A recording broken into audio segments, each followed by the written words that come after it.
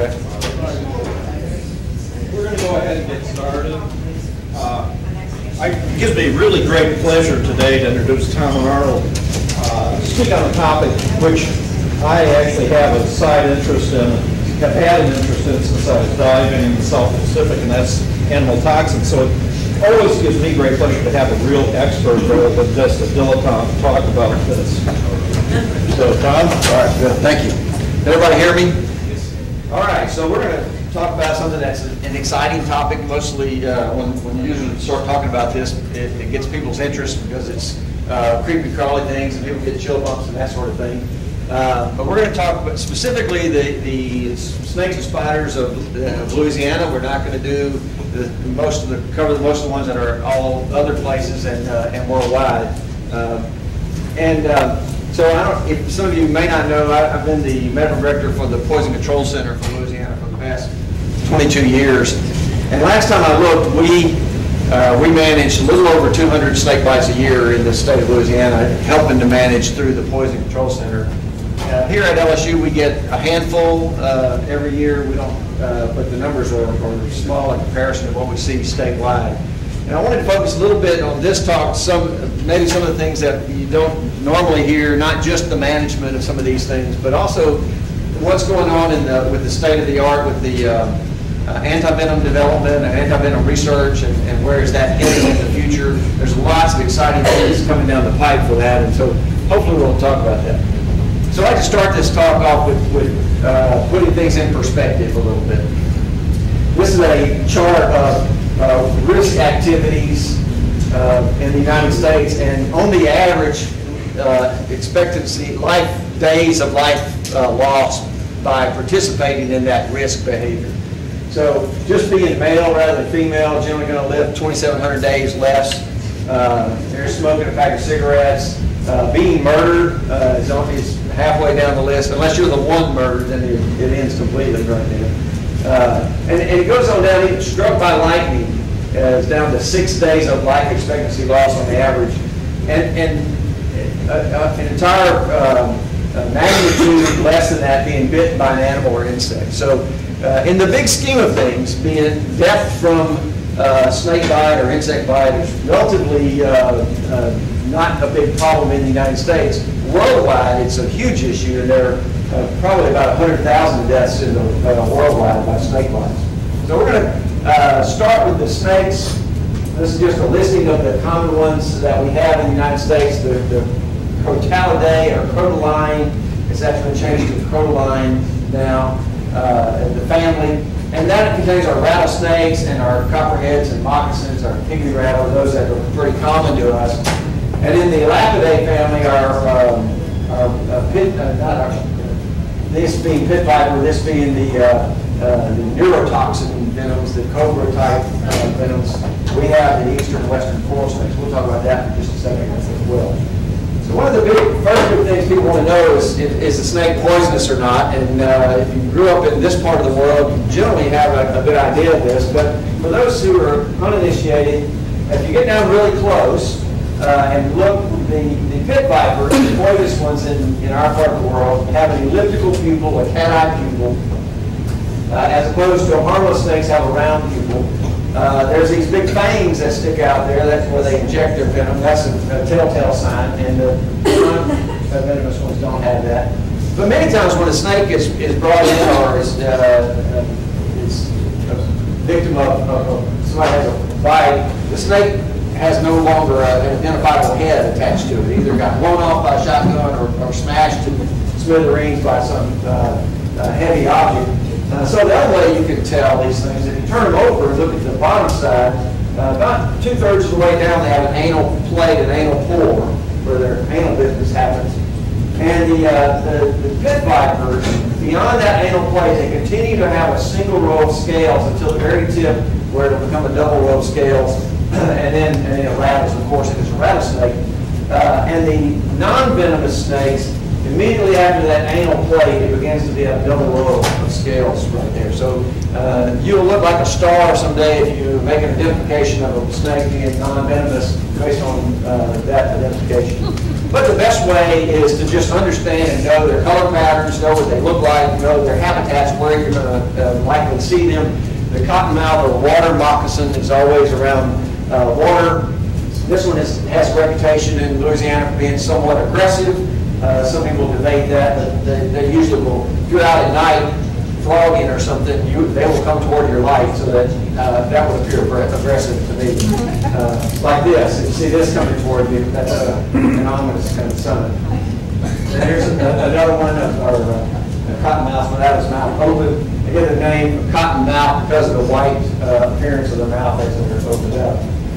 One of our most common ones, about 50% of the bites that we have in Louisiana are copperhead bites. Copperhead is it just reminds you of fall and autumn. It's a nice leaf pattern.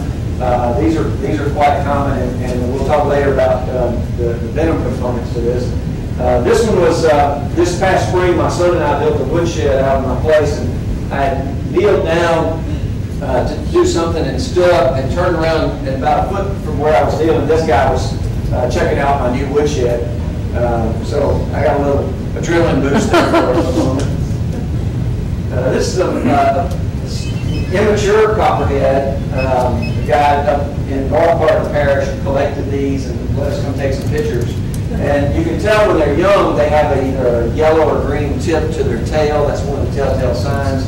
And the coloring, you see on this one's not quite as colorful as some. And that varies just depending on location and other factors. This is a comparison showing several copperheads that were collected within a mile or two of each other. And you notice the wide range of change, the variation of the color, intensity of the color.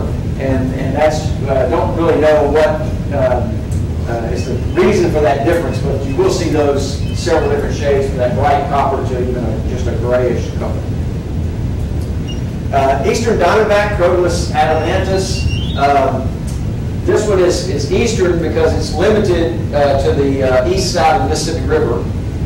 So we don't have those here. We may have some in the boot parishes, because the Mississippi River cuts right through our state. The parishes on the east side of the river with like the Bogalusa area probably have a few.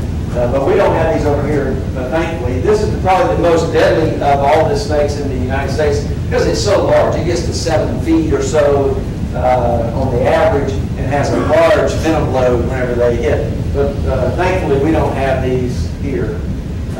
You see pictures like this going through the internet all the time? Yes? Why the sharp demarcation with the Mississippi? I mean, it's always been a head scratcher for me. Like Hawaii, where there are no snakes, that none has just made it across in the back of a truck. Or I guess it's just been a natural barrier that it has kind of played out that way. But yeah, they're not there. You won't find them on the west side of the Mississippi River. These are probably either eastern or western diamondbacks, and usually, so like these guys, there's Bubba right there. He's got a beer can behind his back there. There's something bad about to happen. But you'll see these things get quite huge and quite impressive. This is our bad rattlesnake. This is in the north they call this the timber rattler. In our part of the world, they're actually a subspecies different, a little cousin to the timber rattler, and these are called the Canebrake Rattlesnakes. These are notorious for having a bad thrombocytopenia and coagulopathy. And these get 6-7 feet large as well, so these are quite impressive, and they're ones that we may see here. And in fact, we've had several bites from this species here at this hospital. This is just a way to distinguish it. It's these chevron bands across it. Go back so you can see the chevron banding across it. Instead of the diamonds, it's got these chevrons. And there's the head, and there's the tail there. That one curled up. This is another one. This is one of the pygmy rattlers. People call this a ground rattler. These are smaller body. They can do some pretty impressive damage if they bite, but they usually don't have quite the venom load that the large ones do, so they're usually not life-threatening. But we do see these. These just have this black spots along their back. Some people call those diamonds, but these are smaller snake. This is a pygmy. just about starting to shed its skin there, and that was when it was in captivity. And so the business end of a rattlesnake, some people will tell you, well, if you break those fangs off, you could render them harmful. And I will point out to you this back here behind this main fang are other fangs in the waiting for that one to break off so they can go replace it. And it's only a short period of time before those things can be replaced, and they're deadly again. But this is a hypodermic fang. Venom is dripped right off the end of that into the tissues.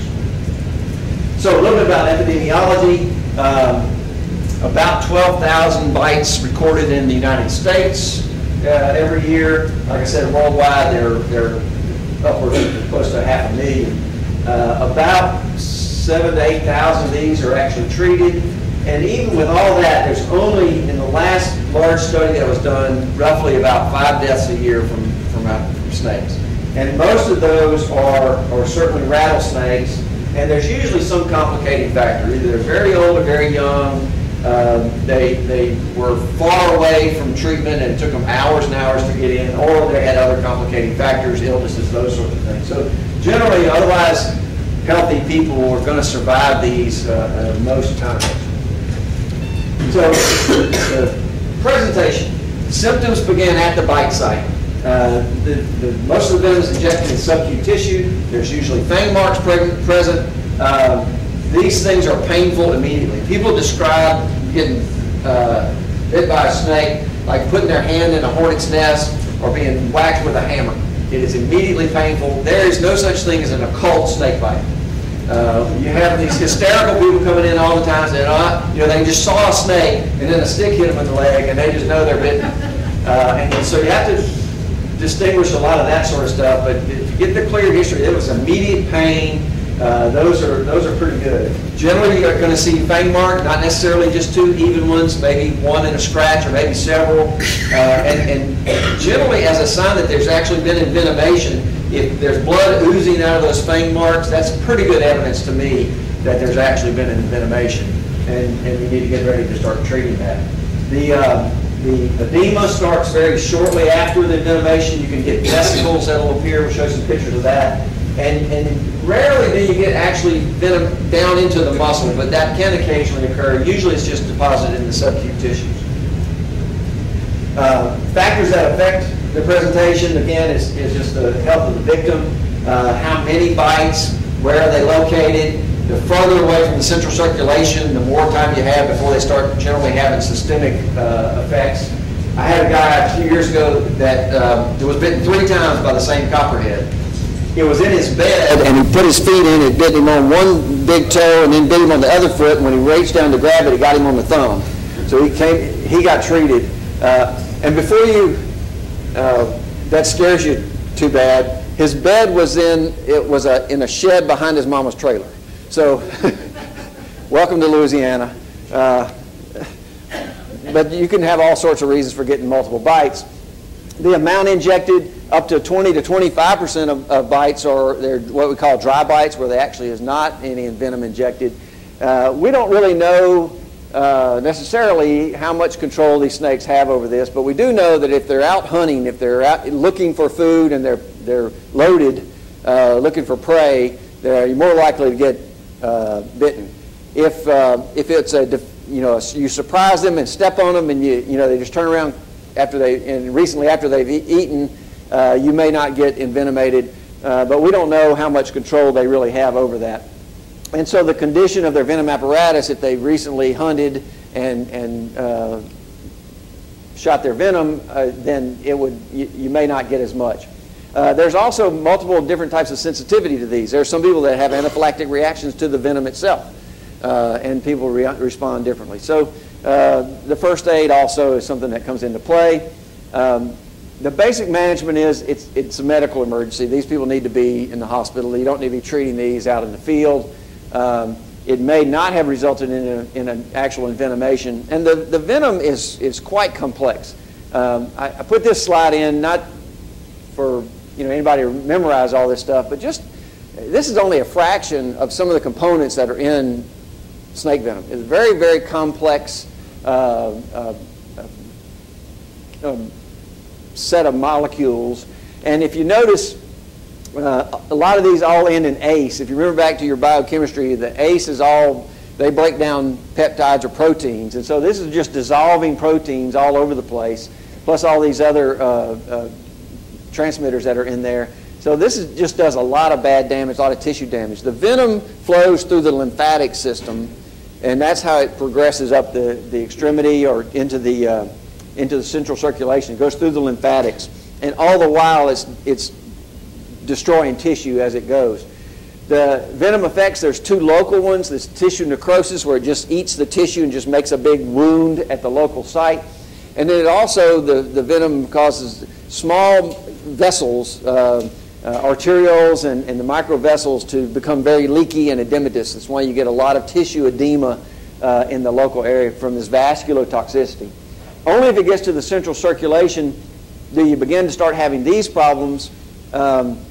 But you can have cardiovascular, respiratory, you can have renal failure, you can have some CNS. But the most common we see with the rattlesnakes is the coagulation hemolysis problem. Those are the biggest ones that we see, and those can cause some heartache.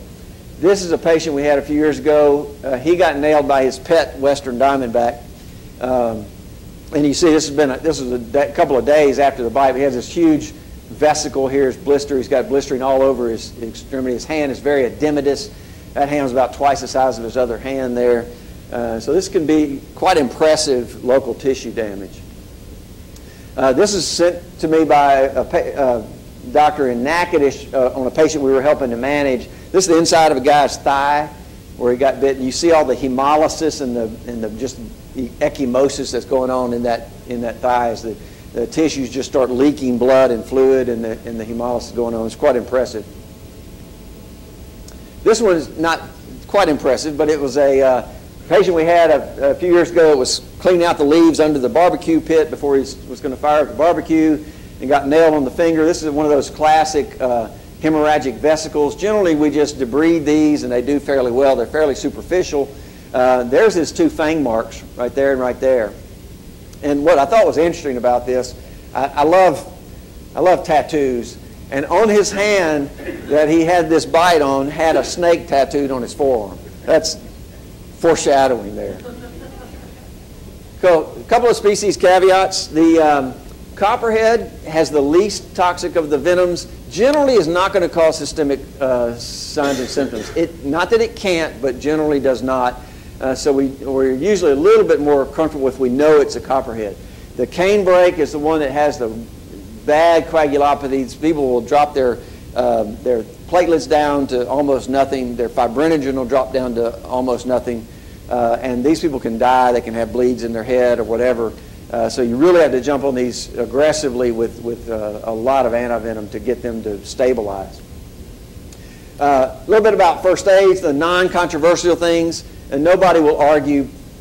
Reassure the victim, look, you're not going to die. Dr. Arnold said only 5 people a year die with this. You're going to be okay. Don't try to catch a snake. If you can identify it, it helps us. But we don't have to know what type of snake it was to know how to treat with the CroFab. The same antivenom is used for all of these. So we can tell if it was a Crotalid or a pit viper envenomation or not. But if you can identify it, we have snake identification charts, posters that we send out from the Poison Center where people can pick one out of a lineup. Immobilize the affected part just to keep the movement down, to keep from speeding the progression of the venom to the central circulation. And it's best probably to immobilize it at the level of the heart. There's debate about whether you should elevate it or put it lower than the heart. Most people say, well, probably just put it at the level of the heart until you get antivenom on board, and then elevate it to keep the swelling from getting too bad. Watch for bad reactions. Measure the edema. If you've got a Sharpie, draw a line where you can actually watch that leading edge of that edema as it's going through the lymphatics up that extremity. And so you can measure that every 15 or 30 minutes. I use that as a guide to know how many vials to start off with treating. If it's gone that far up somebody's arm in 30 minutes, I'm going to be much more aggressive than if it's only gone half an inch in 30 minutes. So it gives you an idea of how fast this stuff's working. And then the main thing you need to do is just get them to the nearest medical facility. So I put controversial and then in parentheses in the past. These are no longer controversial issues. The old incision and suction, the old Boy Scout books that talk about making the X and sucking out the venom is absolutely contraindicated these days. We had a great story of this just a couple of years ago. A guy just north of here was out with his family and a friend of the family harvesting watermelons. And he reached down to pick one up and got nailed in the finger by a copperhead. Friend of the family, a 20-year-old guy, said, "Hey, let me help you." Takes the guy's finger and starts sucking on it and spitting and all this. So they called 911 to come out and get him. By the time 911 gets there, the guy who sucked on the finger is respiratory distress, fulminant pulmonary edema, has to be intubated and helicoptered in here to us. The guy who got bit on the finger, he came by ground. We enrolled him in one of our studies. He was gone the next day. The friend, doing the friend a favor, spent 3 days in the ICU on a ventilator. We think he probably aspirated some of the venom and got it into his lungs. Either that or just had a bad reaction to it. So don't do that. That's not good. There used to be some thought about immersion in ice, and people were finding we're doing more damage by putting stuff on ice and causing frostbite and all that than we're any help. And so that's been uniformly poo-pooed in the literature as well. And this other thing is lymphatic constriction. This is something that's very popular in other parts of the world. In Australia, where they have a lot of the neurotoxic venoms, the cobras and the mambas and that sort of stuff, that's a different type of venom than what we have in our pit vipers. Those venoms don't do the local damage. They do more of the neurotoxic stuff. When it gets to the central circulation, it causes the neurotoxic type things.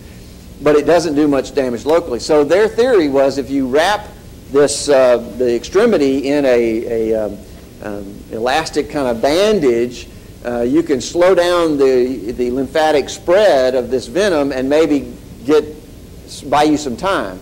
Well, that makes sense in a neurotoxic venom, not our venoms.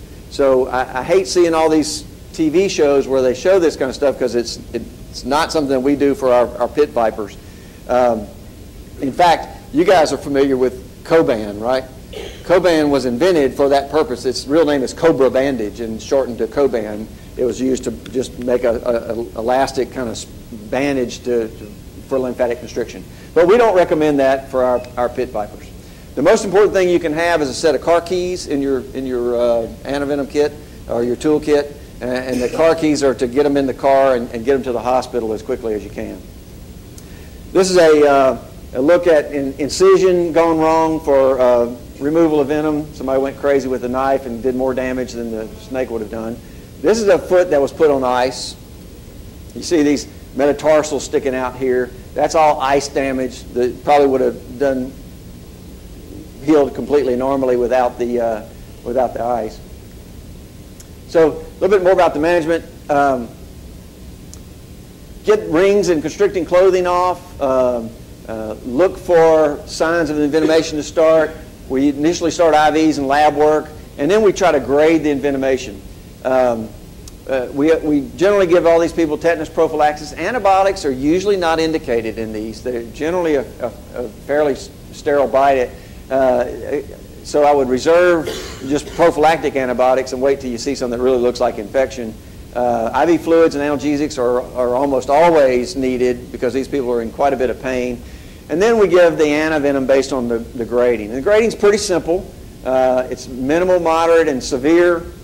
I'll give you just some definitions of these. Minimal, when the swelling, the local swelling is confined to the bite site. And you won't find it in a textbook a number, but we generally say if it hasn't progressed beyond the next joint.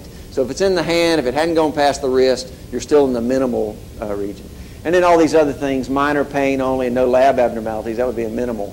This girl got bitten on the side of her foot, and so she's got a little edema in that foot, but it doesn't go past the ankle, so it's not very impressive looking. Moderate goes up now where you have continuing progressive up the extremity beyond the next joint.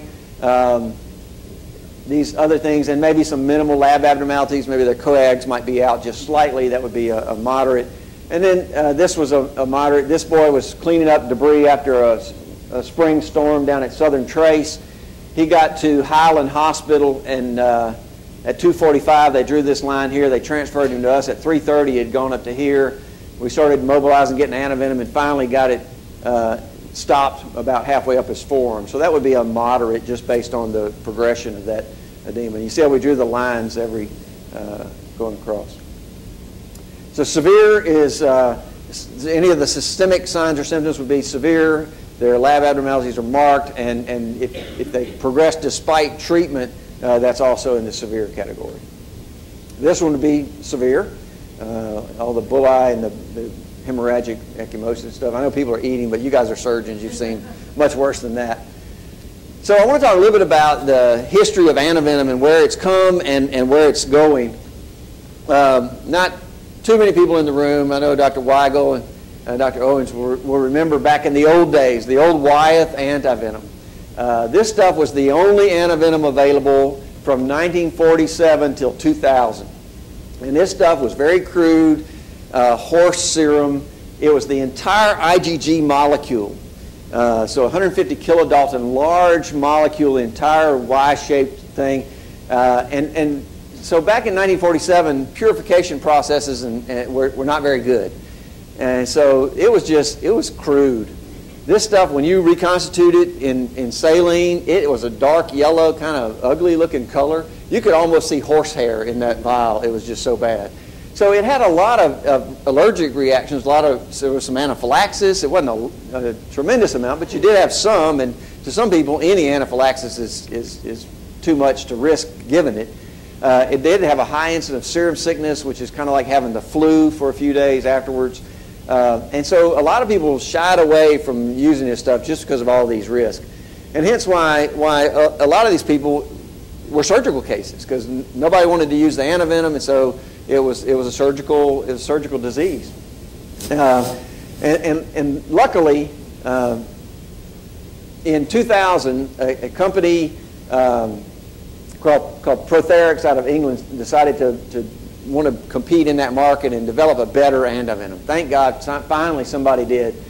And so they used a sheep model, and what they did was they took that IgG molecule and they cleaved it with papain to get single FAB fragments. So this is on that molecule is the part that attaches to the antigen is here on the end of these FAB fragments. And it's the FC portion, the bottom part of that Y, that usually causes all the allergic problems. So they said, well, let's break this into FAB fragments, get rid of that FC portion, and then we'll have a better product. And so they did, and came out with CroFab, creative naming there, since it is FAB fragment. And so after it came out, we saw minimal acute reactions. There have been maybe in the 14, 15 years since it's out now, you can count on one hand the number of anaphylactic cases that they've had. There have been maybe 4 reported in the literature in 15 years. So it's much safer. It's a much better product. So the way they did this was they took these 4 venom from these 4 snakes, the eastern, western, the Mojave, which is out west, and the water moccasin, and they oh, that's loud. Sorry. Didn't realize it was going to be that loud.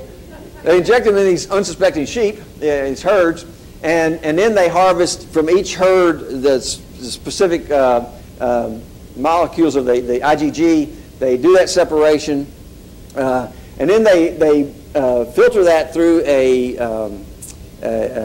column that has venom in it, so that just the antibody parts that stick to the venom are what's used used to make the vials of antivenom. So it's very highly specific for the venom components, and it's a very elaborate process they do, but it's much more pure product. When you reconstitute this stuff, it's white and clear. It's not yellow like the old stuff.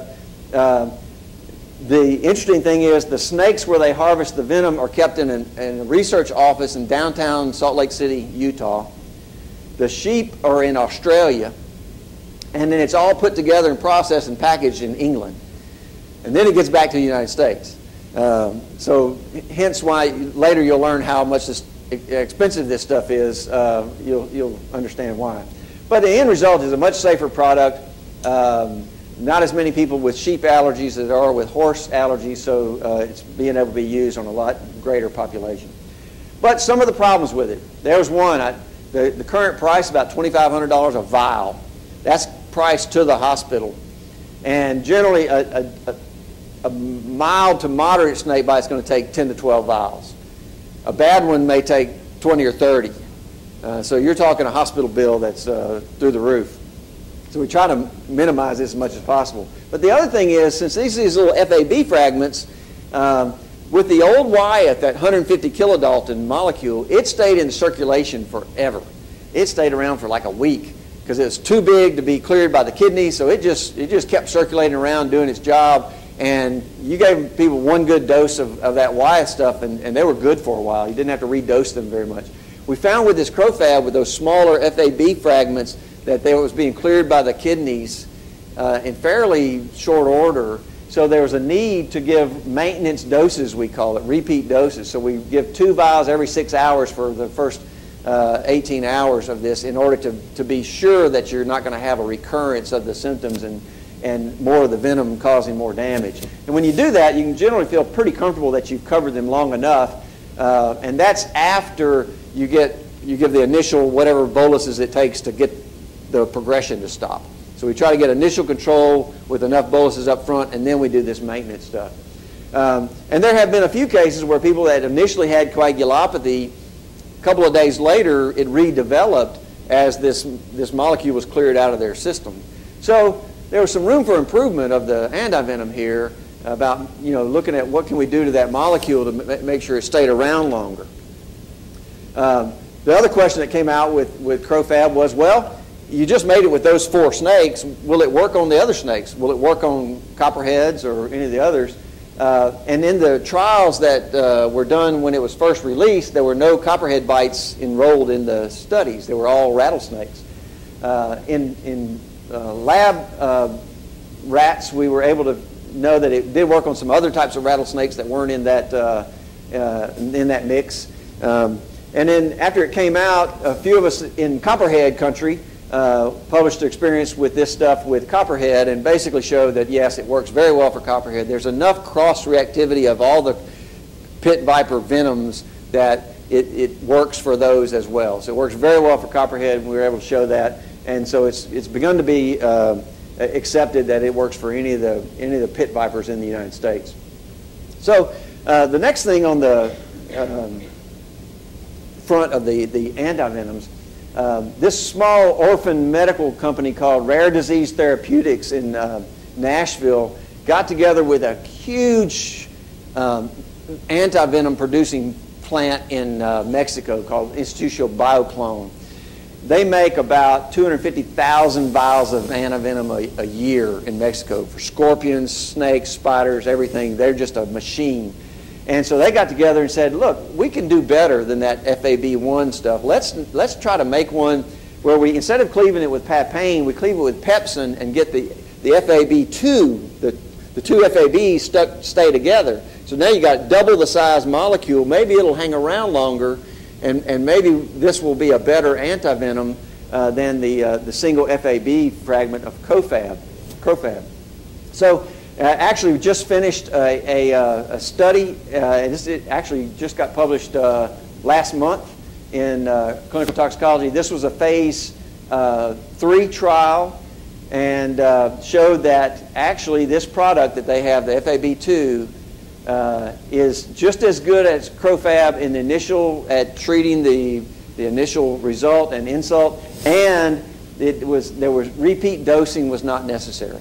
So if you give enough dosing up front.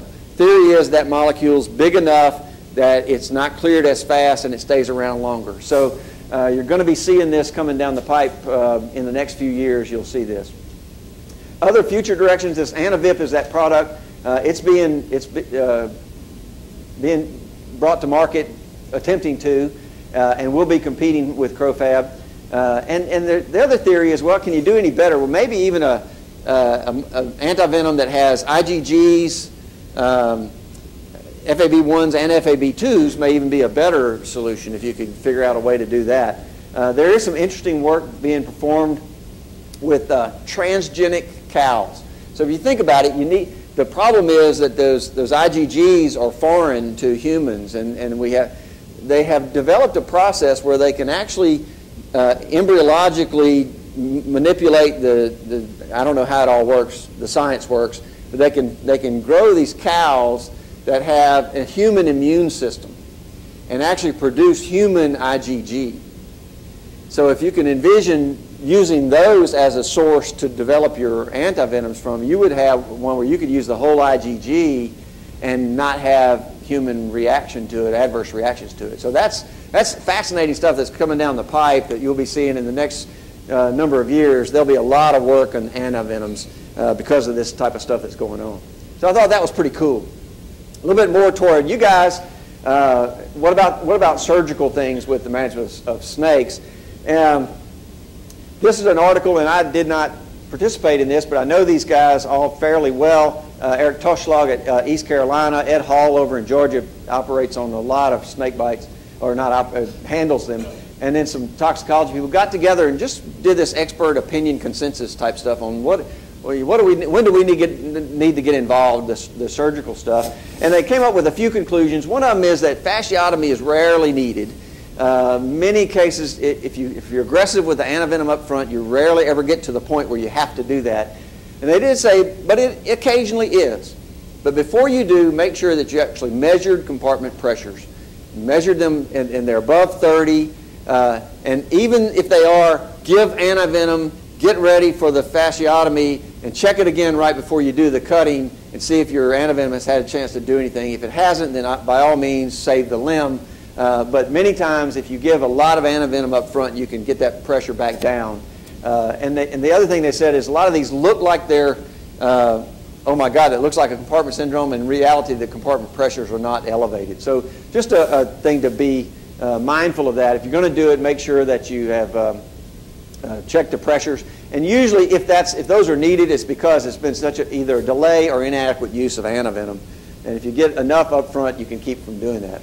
This is another thing that they talked about, and this is one where there's times when this is very useful. Digital dermotomy. I tried to get a picture, but I did a Google search on digital dermotomy, could not find a picture of one on the internet. So if anybody has one, I'd love to get it. And we've seen this here before. Sometimes, so the fingers are their own compartments, right? And so it's if you have a big swollen finger from an envenomation, it's difficult to know what's going on with that. And sometimes a lateral release incision on each lateral surface of the finger, the affected finger, will open that up enough so that you can restore the vascular compromise or whatever neurologic dysfunction is going on. And those tend to heal very well and do have good cosmetic recovery and result. So this is one that I may be calling some of you guys or maybe some of the hand surgeon people about doing these, because this one is occasionally necessary and indicated and does have a good result. A couple other things they talked about a little bit. The prophylactic fasciotomy should be abandoned. You don't want to do that just in case kind of thing. They talked about excision, where you just try to cut all the tissue and venom out. That doesn't work. And nothing to support any of these things as well. Those have all been looked at in the past. This is an attempt at an excision of a snake bite. Didn't work very well. All right, a couple of minutes on coral snake, and we might not get to the spiders today. We may have to come back and do spiders. The coral is, we do have these here. This one was flown up with a patient from Lake Charles on the helicopter, and they brought the snake with it. And we were, because there was only 2 vials of the coral snake antivenom in the state, and we had them, so they flew him up to us. And this was on my desk the next morning. They didn't tell me he was still alive, so a little bit of a surprise. This was I took this right before I set him loose in my backyard, because I hate killing those things. But this is the classic coral snake picture. This is where they're arranged. The Texas coral snake is a lot of times called the western coral snake. We have that one, and the eastern coral snake's very prominent in the Florida area. So this is a neurotoxic venom. This snake, you remember the mnemonic, red on yellow, kill a fella, red on black, friend of Jack, or venom lac. So just remember that for your boards. So red on yellow, if the red's touching yellow, or this is a white in some species, that's the bad one. And if it's red touching black, they're okay. Somebody told me one time it should be, if it's yellow and red, kill it dead. They don't care for any of them. We don't. Not responsible for a lot of bites, just 0.2%, because these things don't have frontward fangs. They have rear fangs, and they have to kind of chew and gnaw and latch on to get any venom in you. But it is a neurotoxic venom, and the first evidence that you might see that they've been envenomated is they quit breathing 6 hours later. So you really have to be careful and watch these people. You need to put them in the hospital under observation, close observation, and watch them for a while. Generally what we do, if there's good evidence that the snake actually latched on, we will treat just empirically with at least 3 vials if we have the antivenom. We'll talk about that in a second. If there's symptoms at all, we go ahead and go with 6 vials and watch for respiratory depression and stuff like that. Generally the rest of it's supportive care. The problem with the coral snake issue is that there's a national shortage. Wyeth is trying to get out of the antivenom business, and they said, look, we don't want to do this stuff anymore. We're going to quit making it. So they quit making it a few years ago. So the last batch or 2 that were there, every year when it get to the expiration date, they would extend the expiration date by a year. And there's a few vials left of the last batch that is set to, the new expiration date is October of this year. But the FDA is scrambling to try to make sure that we're not left without any kind of antivenom. The bioclone people in Mexico have a coral snake antivenom that works very well on our, it's an FAB2, and it works very well on our snakes, but they weren't willing to put the millions of dollars it would take to get it through trials in the United States. So the FDA is trying to work with a few researchers in the Florida area to try to get a small pilot study together to show that it works and it's effective. That way they can put their hand of approval on it, and it can be, we can start using the Mexican product. In the meantime, they've pressured Wyeth to go back and make another batch. So we are able to get little bits of this antivenom around. You don't need much usually when you need it, but if you need it, you need it. I've kind of jokingly said it's going to take some politician's relative dying from a coral snake bite because we don't have antivenom for somebody to do something.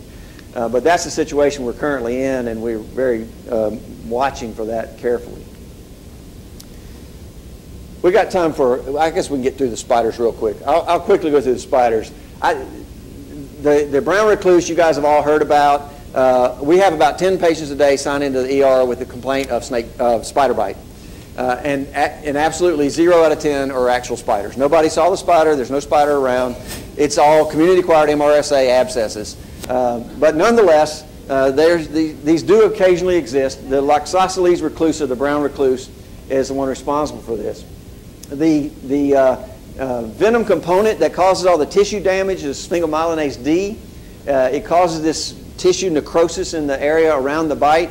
There is a systemic syndrome called systemic loxoscelism that usually affects kids, but is fairly rare. It's mostly all this local tissue necrosis. These spiders they're called recluse for a reason. They're usually non-aggressive. They're in the wood piles and attics. They get about the size of your thumbnail, and they have this fiddleback on them that makes them very distinctive in recognizing them. These are some pictures. See the little violin-shaped thing on the dorsum there, the little violin fiddleback. That is a brown recluse. This is their geographical distribution for the most part, and we are right dead center in the reclusa land. These bites generally are so minimal that people frequently don't even notice they've been bitten.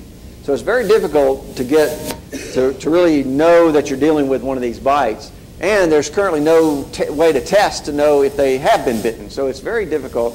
Later they get irritation and intensifies, and then becomes this acute, this bad pain. This thing's really hurting me now after several hours. They come in complaining about it as they get local vasospasm and tissue ischemia.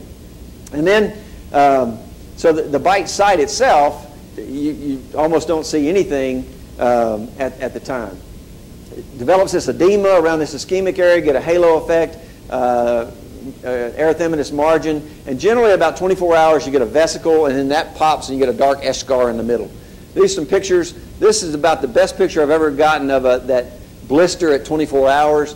This is on the inside of a guy's thigh. That black part there is about the size of a quarter, and you see the erythema around it. And this is where it had eaten into the side of this guy's hand, and you see the ischemic tissue around and encircled by that red.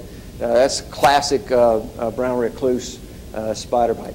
And usually this is just local tissue injury. A lot of these people have to go to plastic surgeons later to have grafts and that sort of thing. The best thing you can do is maybe a cool compress right up front. There's really not any other treatment for it. And just watch them for signs of systemic toxicity. You'll read in old textbooks a lot of these things that have been tried. None of them have been shown to be all that effective. There's a little bit of promise with hyperbarics in animal models, and that might be something that might help a little bit in some of these wounds. The best thing you can do is get them to a wound care specialist. They may need some delayed grafting, and be careful when you're going into the brown recluse habitat. BioClone, the big behemoth in Mexico, is doing two things that I'm excited about. One is they're working on an FAB2 antivenom for this, and more importantly, they're working on an immunoassay to be able to draw blood from a patient that says they've been bitten and be able to tell if sphingomyelinase D is in their serum. So if they get that, that's going to open up the world of research on brown recluses. Because right now you don't know what you're treating, so you can't really study them very well. Next favorite one, the Black Widow, the Latrodactylus mactans, one of my favorites. The adult female is the one that is as in most species in nature, that's the female that has the venom. The males are generally harmless. You can tell they have a real chaotic web. The web looks like somebody that was on crack or something. There's not a good pattern to it. It's very chaotic in low-lying areas. Here's some of the classic pictures, the hourglass on the ventral surface of the abdomen. This one the toxin is alpha-latrotoxin, and it does some stuff in the neuromuscular junctions and the cation channels and causes just intense neurologic effects. About 2,000 of these a year in the United States, about 4 deaths due to any kind of spider. This bite is generally not too bad, but most people feel it, and it's not uncommon for them to bring in the smashed spider with them, so you'll know it and you'll see it, unlike the recluse. And the systemic symptoms, if they're going to have them, will begin in a very short period of time, within an hour or so. And if you can imagine what this feels like, if you ever woke up in the middle of the night with a Charlie horse cramp in your calf and just brings you to tears, imagine that in your entire body all at the same time. That's what these people feel like. They are miserable. They can't get comfortable. They're in agony because and they will do anything to get some relief from that. You can see some other effects from it, but mostly it's that type of stuff. At the bite site itself, you may see a little red dot or two, but you may not see anything. This is one for you surgeons. You always know about the classic gotcha of trying to operate on somebody for appendicitis, and it turned out that it was a Black Widow bite, because they can have such abdominal rigidity from the spasm that they feel like they have an acute abdomen. So I'm sure you guys have probably all have that on your boards, right? This is one of those classic gotchas. There have been people operated on for that. And you can have all these other things as well, but generally it's just that bad pain. So a mild envenomation, just localized pain at the site, normal vital signs. Don't worry too much about those. Those we can handle. If it gets to the moderate or severe, that's when we start really having problems, and that's when I'll treat with the antivenom. So I'll start off with morphine and Versed or Ativan, and if 1 or 2 doses of that doesn't get them, I go straight to the antivenom, because if 1 or 2 doses doesn't get it, your options are give them antivenom and they can go home in a few minutes, or they stay in the ICU for 3 days on morphine pump, because that's about how long this will last. It can last that long. So 1 or 2 vials is generally all it takes, and most people don't die from these, but they'll wish they were dead. I promise you. I had one patient that almost killed a doctor, because they went to a hospital. they had all the symptoms. They called the poison center. We told them, give the antivenom. The doctor was afraid of it, didn't do it. So this guy went for like a day and a half on just getting morphine and Ativan. And they finally let him go out of the hospital the next day. And he was still symptomatic. Went to another hospital, and they called us again. And we said, well, give him the antivenom. They gave it, and 15 minutes later, he was normal. He wanted to kill that first doctor. He said, I can't believe I could have had this 2 days ago. So it's important. Again, our friends over at BioClone have a product for this that they are producing trying to get approved in the United States. It's an FAB2 fragment. They know that there are black widow spiders all over the world, and if they can get approved in the United States, they'll sell to the world market just like that. So they're not crazy, stupid about this. They recently concluded a phase 3 trial that we participated in. So this should be on the market soon. In fact, this was the result of the phase 2 trial, and we just completed the phase 3 that showed that this stuff works pretty well, and you'll be seeing that hopefully coming down the pipe pretty soon. Last slide. This is the latest arrival to Louisiana. The brown widow, Latrodactys geometricus. This is a cousin to the black widow. In fact, you see the body shape looks very similar. It does have an hourglass on the abdomen, but it's brown color instead of the black. Before Katrina, we didn't have these in Louisiana, but since Katrina, they found entomologists down in the south part of the state found that we've got them here now. Not sure how they migrated over, but now they're all over the state. And you may see this one. It does have similar presentation to the black widow, and it does respond to the antivenom of the black widow. All right, that's a whirlwind, but any questions? Yeah. We have a lot of talk about illegal aliens. Going to reptile shows or just knowing what's going on out there, some of the illegal aliens are cobras or other snakes that people who are into the hobby will illegally bring into the United States. So, A, do we have a population of the classic neurotoxin snakes that's starting to take up residence? Or is that being reasonably well controlled by border protection? I think as far as the venomous ones, that's been well controlled. Florida's having a huge problem with the boas and the pythons that have been released out. They're taking over the Everglades. But as far as the venomous ones, I've not heard of any of that. I think we're pretty good on that. But it is an issue, and you could get an exotic snake bite anywhere in the country. And we always warn people, you've got to be prepared for that. But every place can't have cobra venom on hand. What we do through the poison centers, there's an antivenom index where we keep a running tab of all of the antivenoms in all the zoos in the United States. So if somebody gets bit by a black mamba in Oklahoma City, we can get that antivenom index, find out where the nearest antivenom that will work for that is, and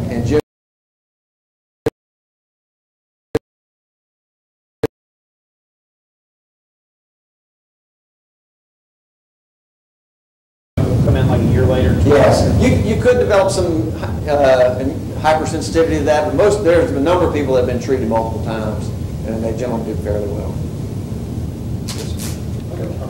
One of the things I wanted to ask is horse sensitivity that big a problem now? I mean, it was when I was young because all of the tetanus was horse-based. That's been human-based. Yeah.